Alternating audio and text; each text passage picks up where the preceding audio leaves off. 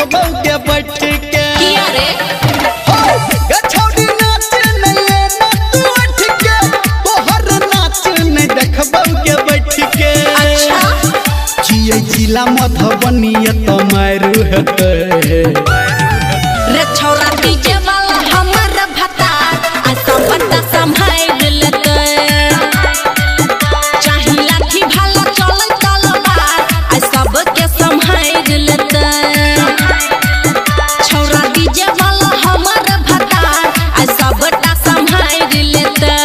DJ Sumit Satish रईमा अभी आप सुन रहे हैं सावरिया म्यूजिक।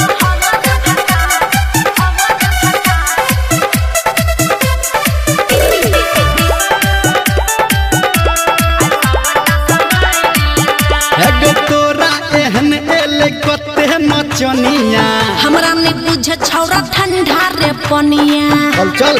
अच्छा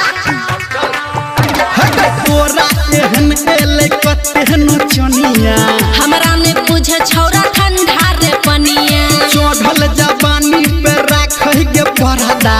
अभी तो और छौरा उड़ते रे गरदा गे ओई महफिल में सब रंगदार हेतै रे छौरा डीजे वाला हमर भता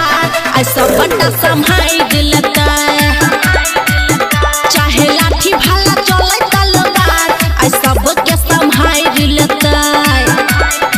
रे छौरा डीजे वाला हमर भता ऐसा बड़ा संभाल लेता डीजे सुमित सतीश रईमा मां गायत्री रिकॉर्डिंग स्टूडियो।